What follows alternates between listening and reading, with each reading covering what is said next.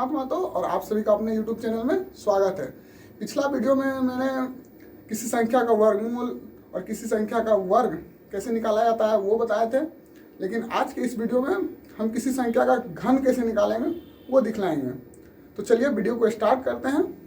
तो आज हम किसी संख्या का घन निकालेंगे।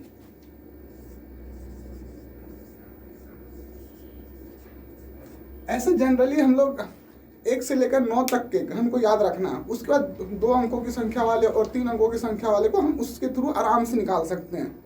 तो देखिए, उसके लिए पहले हमको 1 से 9 तक का याद करना होगा, या फिर लिख लेते हैं। जैसे 1 का क्यूब 1, 2 का क्यूब 8, 3 का क्यूब 27, 4 का क्यूब 64, 5 का क्यूब 125, 6 का क्यूब 216, 7 का क्यूब 343, 8 का क्यूब 512, 9 का क्यूब 729 और 10 का क्यूब 1000। तो जैसे कि हम वर्ग में दिखाते थे कि किसी संख्या का इकाई अंक यदि कुछ रहता बहुत सर मैच करता था, तो वैसे ही यहाँ भी मैच करेगा। जैसे 1 का क्यूब 1 है, मतलब क्या, किसी संख्या का इकाई अंक में यदि 1 रहा तो उसका मतलब जो घन करेंगे उसमें भी इकाई अंक 1 ही आएगा। और यदि किसी संख्या का इकाई अंक 2 रहा तो उसका भी घन करेंगे तो हमेशा इकाई अंक 8 रहेगा। उसी तरह 3 का 7 आएगा, 4 का जिसका इकाई अंक यदि 4 रहा तो उसका 64 में आएगा तो 64 का 4 आएगा। 4 का 64 नहीं बोल सकते, मतलब 4 का जैसे 64 है तो 64 का 4। फिर 5 का क्यूब में 5 आएगा, 6 का क्यूब में 6 आएगा लास्ट में इकाई अंक में।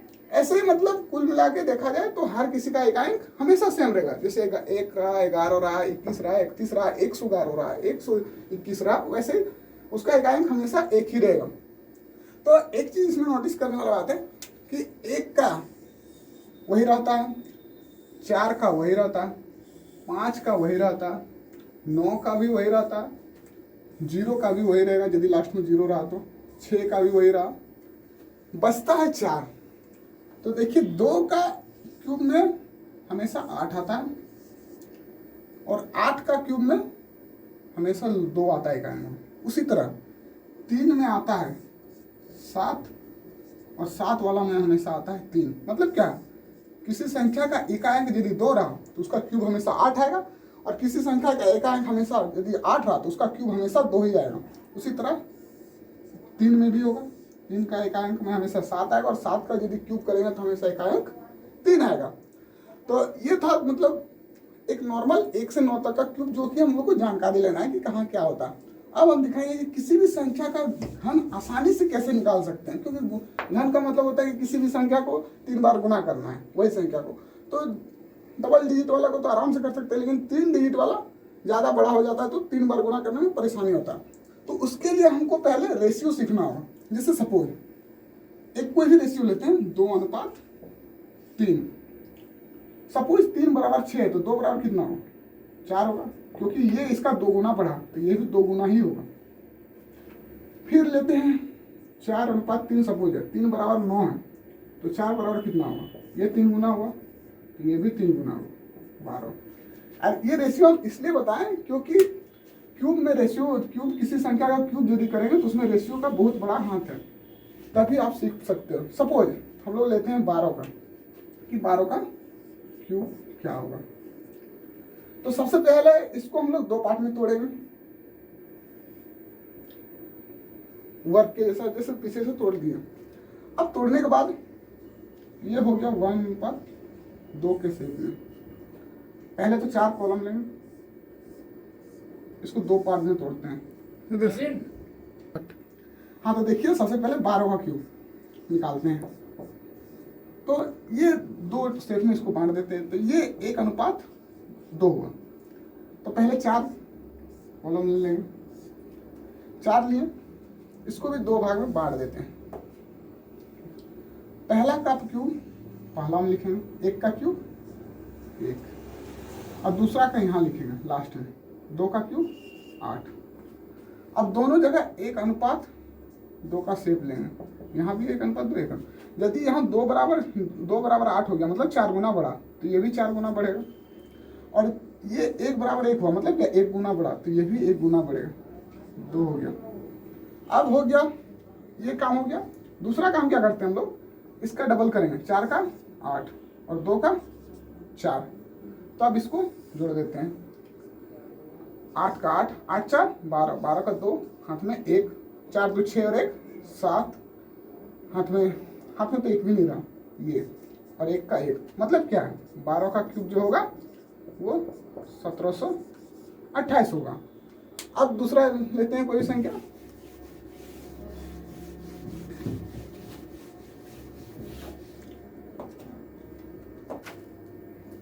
दूसरा है सपोज 14 का क्यूब, फिर वही 4 भाग में लेंगे, 1 2 3 4, फिर इन्हें बांट दिया, फिर 1:4, जो संख्या रहेगा उसी को तोड़ना है और पीछे से छोड़ना है।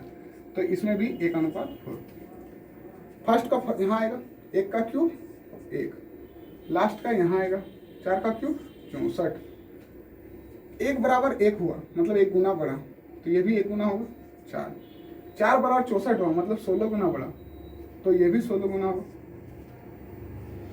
अब यहाँ क्या करते हैं, 4 का डबल 8, 16 का डबल 32, 64 में 4, हाथ में 6, इसी तरह करते हैं ना, कोई भी जोड़ते हैं इकाई अंक से लिखते हैं, बाद बाकी को आगे बढ़ाते हैं। 6 बचा हाथ में, 16 6 22, 22 और 32 54,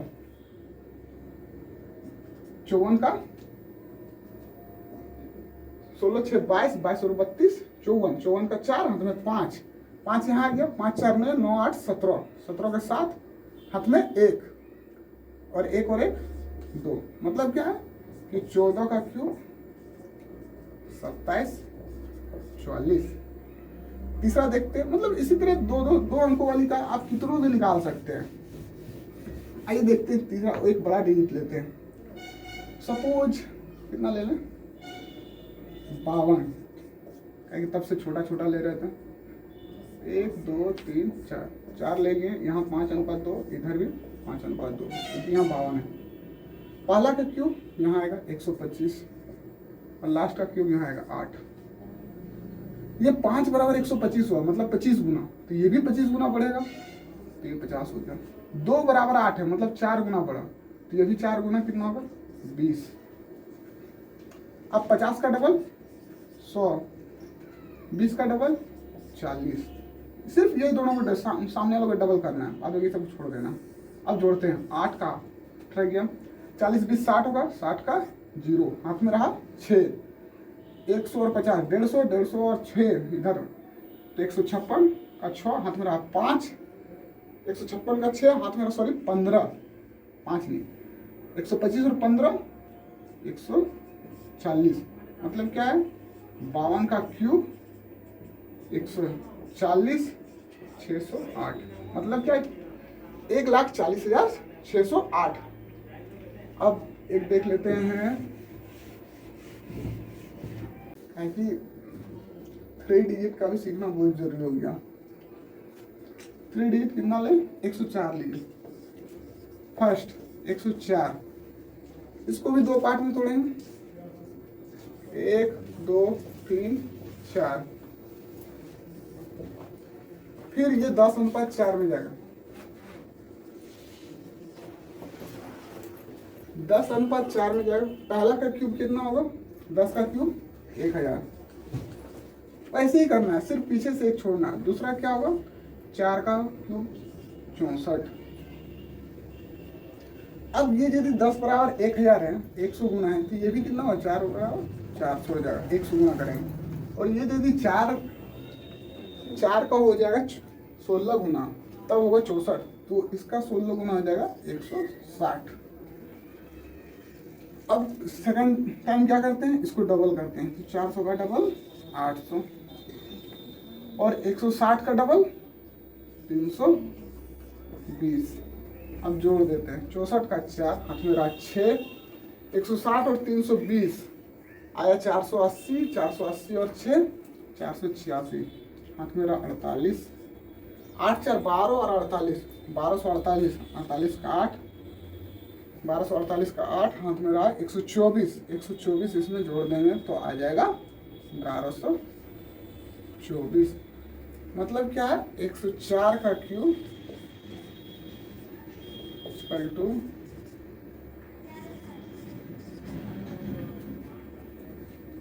तो 104 का क्यूब आएगा 11,24,864।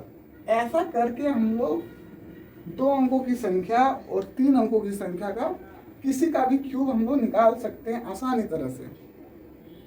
और आप इस तरह से किसी भी संख्या का ट्राई कर लो, 2 अंकों के और 3 अंकों की संख्या का क्यूब निकालने के लिए एकदम परफेक्ट जाएगा और सही ही निकलेगा। तो आज का वीडियो बहुत लंबा हो चुका है, फिर मिलते हैं नेक्स्ट वीडियो में, किसी संख्या का घनमूल निकालने सिखाएंगे आगे का वीडियो में।